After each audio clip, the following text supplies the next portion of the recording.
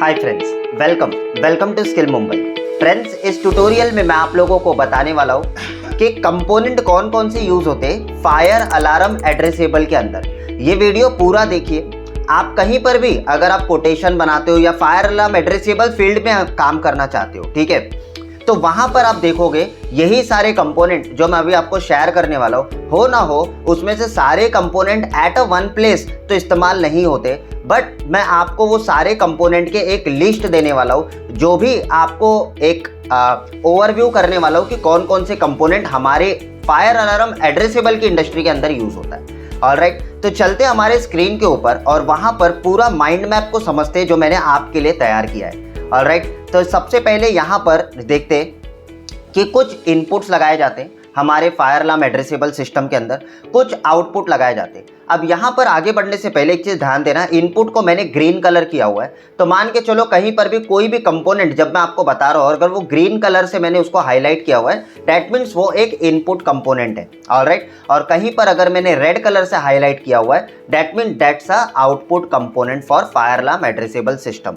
Alright, so सबसे पहले हम समझते हैं कि हमारे पास में कौन कौन से इनपुट के कंपोनेंट होते हैं जो फायर अलार्म एड्रेसेबल सिस्टम्स के अंदर यूज होते हैं। So the very first thing that is input के लिए कुछ एड्रेसेबल डिटेक्टर्स होते हैं। देखो, एड्रेसेबल डिटेक्टर्स के अंदर बैक साइड पर जब भी आप देखोगे तो उसके ऊपर आपको एड्रेसिंग देने के लिए कई सारे स्विचेस देते हैं। कई केसेस में रोटरी स्विचेस होते हैं, कई केसेस में आपके डिप स्विचेस होते हैं, ठीक है।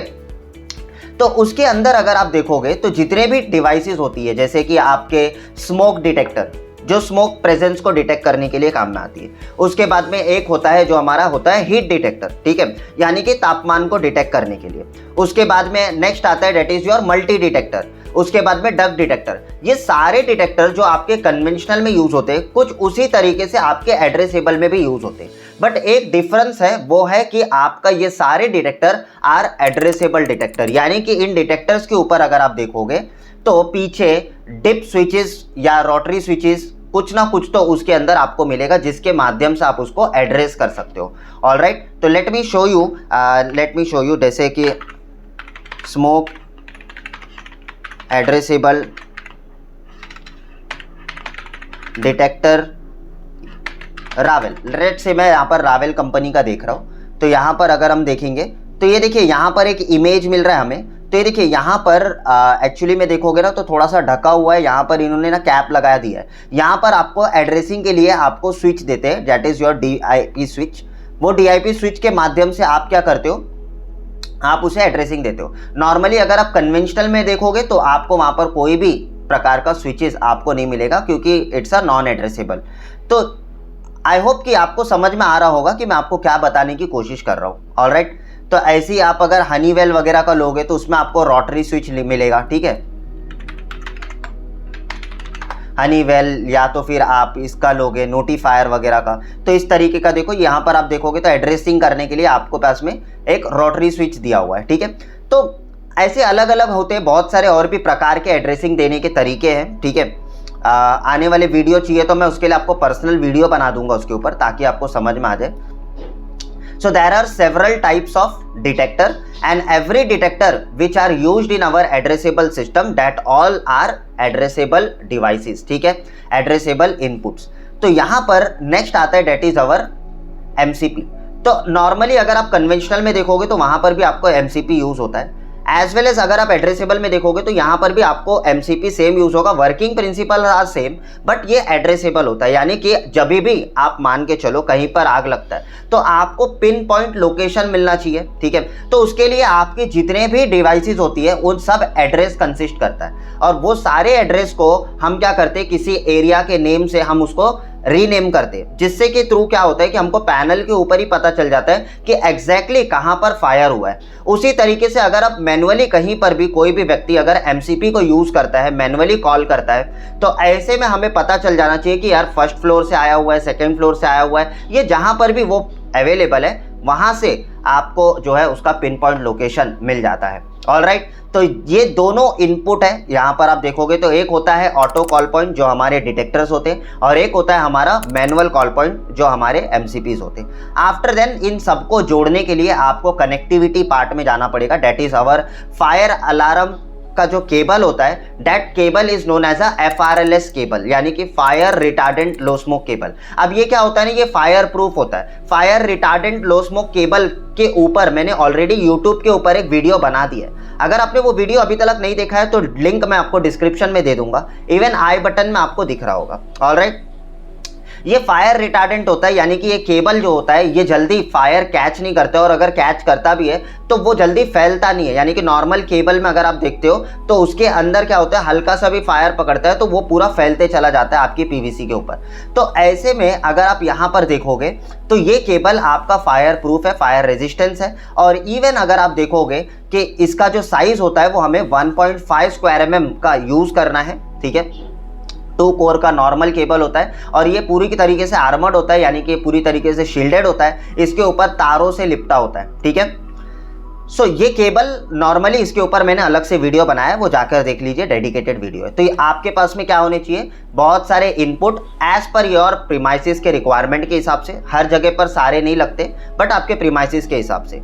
उसके बाद में नेक्स्ट आता है डेट इज योर कनेक्टिविटी के लिए आपको केबल लगेंगे। उसके बाद में अगर आप देखोगे कन्वेंशनल के अंदर कई सारे कन्वेंशनल सिस्टम्स के अंदर मॉड्यूल्स नहीं लगाए जाते, ठीक है, बट एड्रेसेबल के अंदर मॉड्यूल ये जो पार्ट है ये बहुत इंपॉर्टेंट पार्ट है। अगर आप देखोगे तो बहुत सारे प्रकार के मॉड्यूल आते हैं। आपको पता है मैं मॉड्यूल के ऊपर अलग से ट्यूटोरियल बनाऊंगा, अगर आप मुझे कमेंट करोगे तो ईच एंड एवरी मॉड्यूल को मैं समझाऊंगा आपको, ठीक है। आप मुझे मेरे वीडियो को लाइक करिए, सब्सक्राइब करिए अगर आप पहली बार मेरे वीडियो को देख रहे हो। इवन कॉमेंट करके बताइए कि आपको इसके ऊपर डेडिकेटेड वीडियो चाहिए कि नहीं। ऑलराइट, नाउ मॉनिटर मॉड्यूल इस तरीके से हमारे पास में जोन मॉड्यूल भी आता है। जैसे ये देखो ग्रीन कलर लिखा हुआ है, यानी कि ये हमारा इनपुट के लिए काम करता है। जोन मॉड्यूल हमारा इनपुट के लिए काम करता है, ठीक है।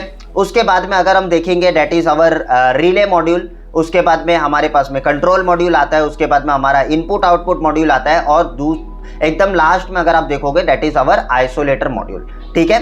तो ये सारे जितने भी चीजें आपको दिख रही है ये सारे module as per the premises के रिक्वायरमेंट के हिसाब से हमें लगते हैं। ऑलराइट, तो ये मॉड्यूल एक एक मॉड्यूल के ऊपर अलग अलग से बहुत बड़ा ब्रीफ है। मैं नहीं चाहता कि मेरा जो ट्यूटोरियल है ये ज़्यादा लेंदी हो जाए, ज़्यादा बड़ा हो जाए, बट आप कमेंट करिए, एक एक चीज़ के ऊपर मैं वीडियो बनाकर आपको दूंगा। Alright, now let me tell you that कि अब ये जितने भी मॉड्यूल्स हैं सब अलग अलग एक्सपेक्ट पर यूज होते हैं। जैसे कभी आपको साउंडर कनेक्ट करना है, जिसके अंदर आपको कन्वेंशनल साउंडर्स आपको कनेक्ट करने हमारे फायर अलार्म सिस्टम से, जहां पर आपको फ्लोर वाइज आपको क्या मिले, वहां पर इंटीमेशन मिले कि कहां पर फायर हुआ है, तो उसके लिए कंट्रोल मॉड्यूल्स का इस्तेमाल किया जाता है। उसके बाद में अगर आपको एक्सटर्नल कोई appliances, third party appliances connect करना है, जैसे कि ऑटो डायलर हो गया या तो फिर एक्सेस कंट्रोल सिस्टम हो गया, जहां पर आप चाहते हो कि पर्टिकुलर किसी एरिया में अगर फायर हुआ तो ही आपका वो पर्टिकुलर डोर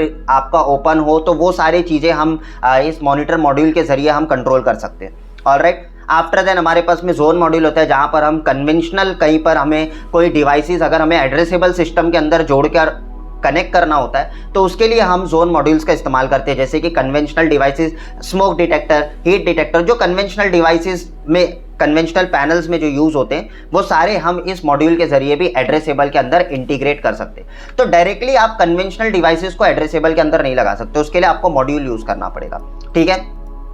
अगर आपको फ्लोर वाइज साउंडर चाहिए होगा तो आप डायरेक्टली नहीं लगा सकते, उसके लिए आपको कंट्रोल मॉड्यूल चाहिए होगा, क्योंकि ये सारे जितने भी मॉड्यूल आपको दिख रहे हैं ये सारे एड्रेसेबल मॉड्यूल्स होते हैं, एक्सेप्ट योर आइसोलेटर मॉड्यूल, क्योंकि आइसोलेटर मॉड्यूल का काम अलग होता है, वो मैं आपको किसी और वीडियो में समझाऊंगा। ऑलराइट, आई होप कि समझ में आ रहा होगा कौन कितने प्रकार के मॉड्यूल होते हैं। ये सिर्फ याद रखो, अब कौन से प्रकार के कब यूज करना है इसके ऊपर बहुत बड़ा डिफाइन लेक्चर्स होते हैं हमारे आधे आधे घंटे के एक एक मॉड्यूल के ऊपर। Alright, after then next is your power supply. तो अगर हम पावर सप्लाई की बात करेंगे तो देखो कई बार ऐसा होता है कि आपका फायर अलार्म जो पैनल होता है वो सूटेबल नहीं होता है हर एक मॉड्यूल को पावर देने के लिए। कई बार ऐसा होता है कि कुछ मॉड्यूल के ऊपर जो नंबर ऑफ डिवाइसेस लगे होते हैं वो ज़्यादा लगे होते हैं। जैसे मान के चलो अगर कंट्रोल मॉड्यूल की बात करेंगे तो ये कंट्रोल मॉड्यूल के ऊपर 8 हूटर या आपके 6 हूटर्स अगर वहाँ पर कनेक्टेड है, तो ऐसे में उसे पावर जो सप्लाई पास करने के लिए आपका पैनल सूटेबल नहीं होता है, यानी कि वहाँ पर आपको एम्पियर की कमी होती है, जिसके कारण हमें अलग से पावर सप्लाई खरीदना पड़ता है, ठीक है। तो this is our external power supply, ये ऑप्शनल है, ये ऑप्शनल है, ठीक है। इवन जितने भी मॉड्यूल है ना, ये भी ऑप्शनल होते हैं, एज पर द रिक्वायरमेंट के हिसाब से हम मॉड्यूल्स और ये पावर सप्लाई को प्लेस करते हैं। ऑलराइट, तो इसकी पूरी की पूरी ऑल ओवर कैलकुलेशंस भी होती है, जो कैलकुलेट करके आप जो है उसके ऊपर उतने अप्लायंसेस आप कनेक्ट करके एक्सटर्नली पावर आप प्रोवाइड कर सकते हो। तो ये पावर सप्लाई पैनल की तरह होता है। अब उसके बाद में सेकेंडरी पावर सप्लाई भी एज यूजुअल जैसे कन्वेंशनल के अंदर होता है, उसी तरीके से हमारे एड्रेसेबल सिस्टम्स के अंदर भी होता है। जैसे कि अगर आप देखोगे, जिसकी बात करते हैं हम बैटरी, तो अलग अलग साइजेस के जो बैटरी है वो आप हमारे फायर अलार्म एड्रेसेबल सिस्टम्स के अंदर लगा सकते हो, जिसके ऊपर आपको कितने आवर का बैकअप चाहिए इन द फायर सिचुएशन, और अगर आपका नॉर्मल कंडीशन में लेकिन आपका प्राइमरी सोर्स कटा है तो उसके समय पर आपको कितने देर का बैकअप चाहिए, उसके हिसाब से हम बैटरी की कैलकुलेशंस करते हैं। तो अपने आप में एक बैटरी की कैलकुलेशन होती है जिसे आप मैनुअली भी कैलकुलेट कर सकते हो, एज वेल एज कई सारे सॉफ्टवेयर्स भी है उसके थ्रू, और एक्सेल शीट्स के थ्रू भी आप जो है उसे कैलकुलेट कर सकते हो। तो ये सारी चीज़ें हम कोर्सेज के अंदर सिखाते हैं लोगों को कैसे आपको कैलकुलेट्स वगैरह करना है। आफ्टर देन आउटपुट, अगर हम आउटपुट की बात करेंगे तो यहां पर आप देखोगे तो साउंडर्स एंड फ्लैशिंग्स, यानी कि after getting signal from the detectors, जैसे ही डिटेक्टर क्या होगा, सिमुलेट होगा, यानी कि जैसे ही स्मोक डिटेक्टर सेंस करेगा वो क्या करेगा, एक सिग्नल भेज देगा हमारे फायर अलार्म पैनल के पास में। अब फायर अलार्म पैनल क्या करेगा, उस सिग्नल को आउट करेगा वाया आवर आउटपुट डिवाइसेस, ठीक है। तो ये जितने भी आउटपुट डिवाइसेस होते हैं, लेट्स से मैं पहले डिवाइस की अगर हम बात करेंगे तो यहाँ पर हूटर हो गया, ठीक है, यानी कि साउंडर, जैसे ही आग लगेगा तो क्या होता है, साउंड बजने लग जाता है। तो कई केसेस में कई जितने भी फायर अलार्म पैनल होते हैं वहां पर डायरेक्टली एड्रेसेबल साउंडर्स नहीं होते, ठीक है। वहां पर आप देखोगे तो हमें मॉड्यूल्स के जरिए इन साउंडर्स को कनेक्ट करना पड़ता है, ठीक है, और उसे प्रोग्राम वगैरह कमीशनिंग वगैरह करनी पड़ती है। ऑलराइट, तो ये जो भी चीजें मैं आपको बता रहा हूं ना, ये सारे कंडीशन, ये मैं आपको एक ब्रांड के बेस पर बता रहा हूं, डेट इज रावेल, ठीक है। इंडिया के अंदर आप देखोगे तो रावेल ब्रांड के ऊपर बहुत सारे लोग आज काम कर रहे हैं, इवन उनके सर्विसेज और क्वालिटी काफी अच्छा है, ठीक है। आफ्टर सेल्स जो आपको सर्विसेज चाहिए वो सारे भी काफ़ी अच्छे मिलते हैं, ठीक है। तो अगर हम बात करेंगे रावेल की, तो वहाँ पर हम डायरेक्टली हूटर को प्रोग्राम नहीं कर सकते क्योंकि एड्रेसेबल हूटर्स नहीं आते। उसके लिए हमें मॉड्यूल के जरिए उसको कनेक्ट करके मॉड्यूल को प्रोग्राम करते हैं, तो वो मॉड्यूल के जरिए हमें एड्रेसिंग पता चलता है कि एग्जैक्टली कहाँ पर हूटर बज रहे हैं। तो हमें फ्लोर वाइज अगर साउंडर को रेस करना है तो काफ़ी अच्छा ऑप्शन मिल जाता है हमें। आफ्टर देन स्ट्रोब, अगर हम स्ट्रोब की बात करेंगे तो अगेन वही सारी चीज़ें, बट इसके अंदर आपको फ्लैशिंग भी मिलेगा एज वेल एज आपको साउंड भी मिलेगा, ठीक है। तो स्ट्रोब का मतलब क्या होता है, आपको sounder as well as flasher, वो सारी चीज़ें। After then next that is your beacon, ये क्या है, ये खाली फ्लैशर है, ठीक है। यानी कि कहीं पर आपने देखा होगा कि फैक्ट्री एरिया होता है, तो ऐसे समय पर क्या होता है कि वहाँ पर साउंड काफ़ी ज़्यादा होता है, यानी कि ऑलरेडी वहाँ पर 50-60 dB का लेवल का साउंड है। तो ऐसे में अगर वहाँ पर साउंड बजेगा भी आपका तो वो आपको सुनाई नहीं देगा, ठीक है, या तो कोई डेफ पीपल है उसके लिए। तो हम क्या करते हैं, वहाँ पर अलग से लाइट फ्लैशिंग यानी कि स्ट्रोब लगाते हैं, जिसके अंदर क्या है कि साउंड तो बजेगा प्लस लाइट भी फ्लैश होगा। इवन अलग से भी आप लाइट फ्लैशर्स लगा सकते हो जिसको बेकन बोलते हैं, ये आप अलग से इंस्टॉल कर सकते हो, जिसकी हाइट वगैरह कितना होना चाहिए, कितने लेवल पर उसको इंस्टॉल करना है, वो सारी की चीज़ें के ऊपर हम अलग से आपको सेशंस देंगे। Alright, after then response indicator, ठीक है। तो ये भी एक आउटपुट डिवाइस है जो हम क्या करते हैं, मान के चलिए एक एग्जांपल के तौर पे समझाता हूँ। जैसे मान के चलिए आपने बहुत सारे स्मोक डिटेक्टर, ठीक है, बिलो फॉल सीलिंग आपने लगाया हुआ है, यानी कि फॉल सीलिंग के नीचे, ठीक है। अब क्या होता है कि कई बार हम जितने भी हमारे इलेक्ट्रिकल केबल होते हैं वो सीलिंग के अंदर से गए हुए होते हैं, या तो फिर कहीं पर डक्ट बना हुआ है उस डक्ट के अंदर से गए होते हैं। तो ऐसे में हमें कैसे पता चलेगा कि उस डक्ट के अंदर आग लगा हुआ है। तो उस डक्ट के अंदर या सीलिंग के अंदर हम क्या करते हैं, अबाव फॉल सीलिंग हम क्या करते हैं, उसको डिटेक्टर्स को फिट करते हैं, जैसे स्मोक डिटेक्टर, मल्टी डिटेक्टर और हीट डिटेक्टर। तो अब वहां पर कभी फायर हुआ तो हमें वहां पर एक्चुअली में पता चलना चाहिए कि फायर कहां पर हुआ है। तो हम अलग से रिस्पॉन्स इंडिकेटर्स भी कनेक्ट कर सकते हैं, जो कन्वेंशनल के अंदर बहुत ज़्यादा यूज़ होता है। एड्रेसेबल के अंदर तो हमें एड्रेसिंग वगैरह भी हम कर सकते हैं, तो उसके हिसाब से हम नेमिंग करेंगे, तो हमें वो नहीं भी लगाएंगे तभी भी कई हद तक चल जाता है, बट फिर भी एड्रेसेबल के अंदर आप यूज़ कर सकते हो, ठीक है, और बहुत लोग करते भी है, ठीक है। सो अगर हम बात करेंगे कि कोई ऐसा डिटेक्टर, जैसे मान के चलिए स्मोक डिटेक्टर, वो आपको विजिबल नहीं हो, क्योंकि देखो क्या होता है, जब भी फायर होता है तो इसके ऊपर एलईडी होती है, ये एलईडी क्या होता है, ये आपका जलने लग जाता है in the case of fire situation. तो ये कंटिन्यूसली स्टेडी लाइट होता है, ठीक है, रेड लाइट होगा। तो ऐसे में आपको वो स्टेडी लाइट कैसे दिखेगा जब वो सीलिंग के अंदर है? तो हम क्या करते हैं, सीलिंग के बाहर हम इस तरीके का रिस्पॉन्स इंडिकेटर उसी डिटेक्टर से कनेक्ट करके हम लगाते। तो जब भी वो पर्टिकुलर डिटेक्टर आपका सिमुलेट होगा, वो पर्टिकुलर डिटेक्टर जब भी आपका स्मोक सिचुएशन में जाएगा, तो ऐसे में आपका वो जो लाइट है वो आपका रिपीट हो जाएगा इस रिस्पॉन्स इंडिकेटर के अंदर, यानी कि इसके अंदर आपको आउटपुट मिलेगा जो आप बाहर से ही उसे देख सकते हो। Alright, so response indicator, beacon, strobe and hooter, these all are output devices जो हमारे फायर अलार्म एड्रेसेबल सिस्टम के अंदर भी यूज होता है। ऑलराइट, आफ्टर देन ये सारे चीज़ों को कनेक्ट किस पे करोगे, किस पे कनेक्ट करोगे? ये सारी चीज़ें जो कनेक्ट होती है और जो कंट्रोल होती है वो होती है हमारे कंट्रोलर्स के ऊपर, यानी कि फायर अलार्म पैनल के ऊपर। तो कई सारे कंपनी में आप देखोगे तो उसके अंदर दो प्रकार के कंट्रोलर मिलते हैं, जैसे कि एक देखोगे सिंगल लूप कंट्रोलर और दूसरा अगर आप देखोगे मल्टी लूप, ठीक है। यानी कि आपको अगर मल्टीपल लूप को मैनेज करना है, क्योंकि देखो नॉर्मली क्या होता है, एक लूप में मैक्सिमम हम 255 तक के डिटेक्टर्स, हम devices, a combination of any आप उसके अंदर लगा सकते हो। ऑलराइट, बट अगर हमें मान के चलो उसके ऊपर जाना है तो हमारे पास में एक एडवांस पैनल होना चाहिए जो होता है हमारा मल्टी लूप पैनल, जिसके अंदर हम अलग से लूप कार्ड परचेज करके हम उसे एक्सपांड कर सकते हैं। ठीक है, जैसे कि आजकल के कंप्यूटर्स वगैरह देखते हो, ठीक है, तो नॉर्मली क्या होता है कि उसके अंदर 4 GB 6 GB 8 GB तक के रैम्स आपको मिल जाते हैं, ठीक है।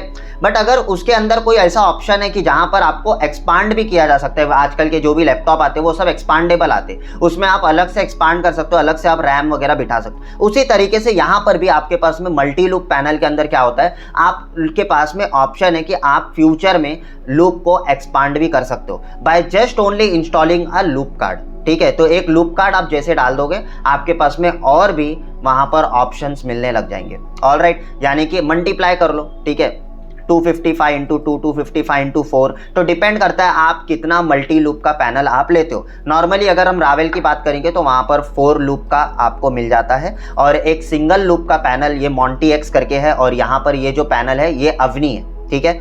ये दोनों ही में आपको जो है एड्रेसेबल पैनल मिल जाएगा, ठीक है। एक सिंगल लूप है और एक मल्टी लूप है, ठीक है। आई होप कि आपको समझ में आ गया कि कौन कौन से कंपोनेंट जो है हमारे इस फायर अलार्म एड्रेसेबल के अंदर, ठीक है, काम आते। जब बात आती है ना डिटेल में और चीज़ों को सीखने की, ठीक है, तब आपको अगर ऐसा लगता है कि मुझे एड्रेसेबल के अंदर बहुत सारी चीज़ें बेसिक टू एडवांस पे सारी चीज़ें जानना है, तो हम कंडक्ट करते हैं हमारा पर्सनल ट्रेनिंग, जहां पर आपको स्टेप बाय स्टेप कैसे फायर अलार्म एड्रेसेबल सिस्टम को इंस्टॉल करना है, ठीक है, उसे कैसे कमीशनिंग करना है, उसे कैसे हम लैपटॉप के थ्रू कमीशनिंग कर सकते हैं, इवन मैनुअली हम पैनल के जरिए कमीशनिंग कर सकते हैं। हर एक चीज़ें विद अ स्टडी मटेरियल आपको प्रोवाइड किया जाता है हमारे सेंटर से। तो अगर आप में से कोई भी जन आप चाहते हो कि फायर अलार्म एड्रेसेबल के ऊपर एक एक चीज को बारीकी से सीखना चाहते हो डिटेल के अंदर, तो हम इसके अंदर लोगों को डिटेल में 30 डेज की ट्रेनिंग लेते हैं, जहां पर आप यहाँ पर आओगे, जहां पर आपको conventional system even addressable system के ऊपर पूरा हैंड्स ऑन प्रैक्टिकली पूरा इंस्टॉल करके आपको सिखाया जाता है। ऑलराइट, ईच एंड एवरी आपका बेसिक फंडामेंटल अगर आपका क्लियर होगा ना, तो नॉर्मली क्या होता है कि बहुत सारे कंपनीज में जो वायरिंग होते हैं वो ऑलमोस्ट सिमिलर होते हैं। अगर आपका फंडामेंटल क्लियर है ना, 2 वायर की वायरिंग क्या होती है, 4 वायर की वायरिंग क्या होती है, क्लासिफिकेशंस क्या होते हैं, हर एक चीज़ अगर आपका फंडामेंटल क्लियर है तो हो ना कहीं आप सभी के वायरिंग्स वगैरह कर सकते हो। और इवन आपको प्रोग्रामिंग वगैरह जो मैं सिखाऊंगा वो भी कई हद तक आप मैनुअल वगैरह पढ़ के हर एक कंपनी का आप कर सकते हो। बट आपको जो यहाँ पर सारी चीज़ें सिखाई जाएगी वो एक ब्रांड के ऊपर आपको सिखाई जाएगी, that is a Rawail. Alright, तो अगर आप में से कोई भी हमारे CCTV camera, fire alarm addressable system और कोई भी हमारे डिजिटल इलेक्ट्रॉनिक सिक्योरिटी सिस्टम को सीखना चाहते हो तो जल्द से जल्द हमारे काउंसलर को कॉल करिए। हमारे अपकमिंग बैचेस चालू हो चुके हैं, ठीक है, आने वाले अभी रिसेंटली 2-3 बैच चालू है। अगर आप में से वो कोई भी जन वो बैच को ज्वाइन करना चाहते हो, कॉल करिए, नीचे नंबर डिस्क्रिप्शन में दिया हुआ, इवन फ्लैश भी हो रहा है, ठीक है। एक बार पता करिए कि क्या हमारे फीस स्ट्रक्चर्स है और क्या क्या चीज़ें आपको सीखने को मिलेगी। सारी चीज़ें के ऊपर गाइडेंस हमारे काउंसलर आपको देंगे।